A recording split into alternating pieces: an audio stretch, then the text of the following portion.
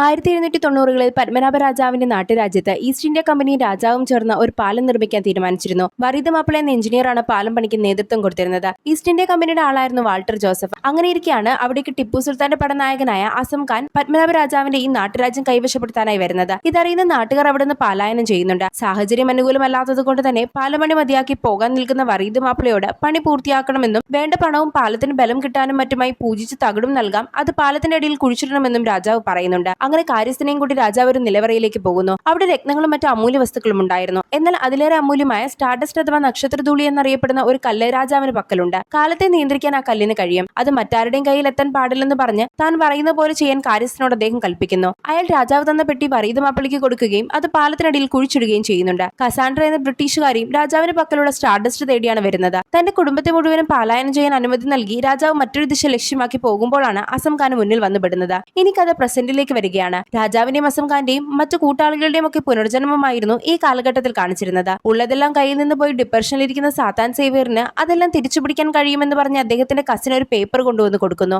സ്റ്റാർഡസ്റ്റിനെ കുറിച്ചുള്ള വിവരങ്ങളായിരുന്നു അതിലുള്ളത്. അത് ആ പാലത്തിനടിയിലാണ് ഉള്ളതെന്ന് മനസ്സിലാക്കിയ സാത്താൻ സേവിയർ ആകട്ടെ ആ പാലം പൊളിക്കാനുള്ള ടെൻഡർ ആശാനെയും ഷമീറിനെയും ഒക്കെ കൂട്ടുപിടിച്ച് ഒപ്പിക്കുന്നു. എന്നാൽ പാലം പൊളിക്കുമ്പോൾ വരുന്ന ആക്രസാധനങ്ങൾ എടുത്തുകൊണ്ട് പോകാൻ ഷാജി ബാബുനും മറ്റും സോമനും സൈമനും അനുമതി കൊടുക്കുകയും ചെയ്യുന്നുണ്ട്. ഇത് തടയാനായി സാത്താൻ സേവിയർ ഷാജി ബാബന് പണം ഓഫർ ചെയ്യുന്നുണ്ട്. അതോടെ അതിലെന്തോ നിധി ഉണ്ടെന്ന് ഉറപ്പിച്ച് ഷാജി ബാബൻ ആ പണം നിരസിക്കുന്നു. സോമനാവട്ടെ ഡൂഡിനോട് കാര്യം പറഞ്ഞ് അയാളെയും ഇവിടേക്ക് കൂട്ടിക്കൊണ്ടുവരുന്നുണ്ട്. ഡൂഡ് ജോലി ചെയ്യുന്ന സ്ഥലത്തെ ആള് അവൻ ഓടിപ്പോകാതിരിക്കാനായി കാവലായ ഒരാളെയും കറണ്ടുള്ള ഒരു ഷോട്ട്സും അവനെ കൊണ്ടിടിപ്പിക്കുന്നു. പാലം പൊളിക്കുന്ന സമയത്ത് ഷാജി ബാബനെയും സാത്താൻ സേവിയറിനെയും ഒക്കെ അത്ഭുതപ്പെടുത്തിക്കൊണ്ട് ഡൂഡ് അവിടെ വന്ന് ആ പെട്ടി എടുത്തുകൊണ്ട് പോകുന്നുണ്ട്. എല്ലാവരും അവർക്ക് പുറകെ പോകുന്നുണ്ടെങ്കിലും കസാൻഡ്രയുടെ പുനർജന്മമായിരുന്ന ലാറ അത് കൈവശമാക്കുന്നു. ആ പെട്ടി തുറന്ന് നോക്കുമ്പോഴാണ് അതിലൊന്നും തന്നെ ഉണ്ടായിരുന്നില്ല. രാജാവ് അവിടെ ആയിരുന്നില്ല സ്റ്റാർഡസ്റ്റ് കുഴിച്ചിട്ടത്. പഴയ കാലത്തിൽ അസം ഖാൻ രാജാവിനെ കാണുകയും അവർ തമ്മിൽ ഏറ്റുമുട്ടാൻ ഒരുങ്ങുകയും ചെയ്യുന്നുണ്ട്. ഒരു ആർച്ചിലൂടെയാണ് അവർ കടക്കുന്നത്. ആ ആർച്ചിനടിയിലായിരുന്നു സ്റ്റാർഡസ്റ്റ് കുഴിച്ചിട്ടത്. അതുപോലെ തന്നെ പ്രസന്റിലും ഷാജി പാപ്പനും ഡൂഡും തമ്മിൽ കൊമ്പ് കോർക്കുന്നത് അതേ സ്ഥലത്ത് വെച്ചാണ്. ആ ആർച്ച് കടക്കുന്നതോടെ ഡൂഡ് ഈ കാലഘട്ടത്തിൽ നിന്നും 1790-ലേക്കും പത്മനാഭ രാജാവ് പ്രസന്റിൽ ഷാജി പാപ്പനെ ക്ഷണിച്ചിരുന്ന ഒരു പരിപാടിയിലേക്കും ചെന്നെത്തുന്നു.